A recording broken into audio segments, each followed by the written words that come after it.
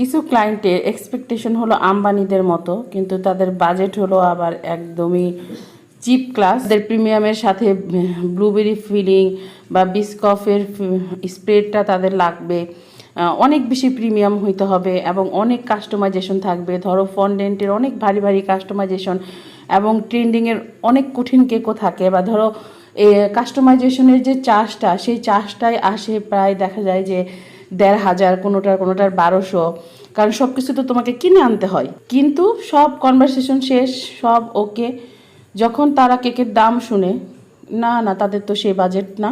তাদের বাজেট কত? ৩ pound cake মাত্র ২,০০০ টাকা। ভাই দেখো, আমারও কিন্তু অনেক কিছু সামর্থ্য নাই, আমি খুবই নিম্ন মধ্যবিত্ত একজন মানুষ। আমি আমার সামর্থ্যের বাইরে কোনো দিন কোনো জিনিসের দিকে তাকাই না, কারণ আমি আগে থেকেই জানি ওইটা আমার সামর্থ্য নাই।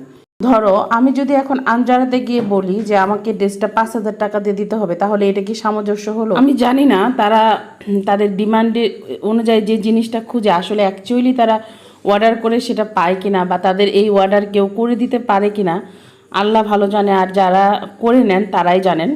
কেউ তোমাকে পকেট থেকে লস করে তোমাকে প্রোডাক্ট বানায় দিবে না, আমি এটাই বুঝি। তো যারা প্রিমিয়াম কেক সত্যি খুঁজেন, আমার মনে হয় না তারা এভাবে খুঁজেন।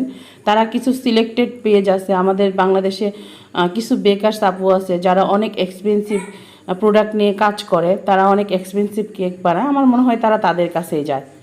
আপনি না আপনাদের বাজেট ফ্রেন্ডলি কেকের দাম বললেন ৫০০ টাকা, তাহলে এই কেকটা কেন এখন ৬৫০ টাকা দিব? আমি তাকে খুব ভালোভাবে তাদেরকে বুঝিয়ে বলি যে আপু এই কেকে তো দেখেন স্টিকার আছে, এটা আমাকে প্রিন্ট করে আনতে হবে।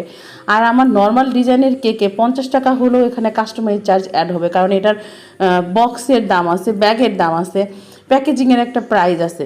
তো আপনারা কেন বুঝতে পারেন না যে পাউন্ড মানেই কি ৫০০ টাকা দিয়ে একটা কেক পাওয়া যাবেন?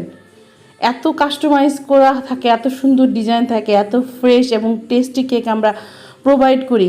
তো পাউন্ড মানে কি কেকের দাম ৫০০ টাকা দিয়ে একটা কেক হয়? তোমরা আরও শুনলে অবাক হয়ে যাবে যে কিছু ক্লায়েন্ট আছে, যেমন ধরো যে আমরা একটা ফুল ২৫ টাকা করে কিনে আনি, কোনো ফুল তার থেকেও বেশি টাকা পড়ে। তো তারা হয়তো ওখানে গোলাপ আছে ৮-১০টা, তো কেকের প্রাইস তো বললেন ৮০০ টাকা পাউন্ড, তাহলে এখন কেন এটা এরকম হচ্ছে? তাহলে আপনি গোলাপ বল এগুলার দাম কে দিবে? আমি দিব? এই যে দেখো, এই যে এই কাপ কেকগুলো দেখছো, এগুলো হলো আমাদের ৬০ টাকা পিস। এই কাপ কেকগুলো খেতে এত মজা। ৬০ টাকা পিস ঠিক আছে, এখন আর তুমি তো বললা ৬০ টাকা পিস, এখন আবার দাম বলতেছো কেন? এই যে বক্সটাতে করে দিচ্ছি, এই বক্সটার দাম তো আপনাকেই দিতে হবে, এটা তো আমি আমার পকেট থেকে দিব না। ৬০ টাকা পিস বলা হয় যে যে কয় পিস নিবা সেটার সাথে জাস্ট বক্সের দামটা অ্যাড হবে, এই জিনিসটাই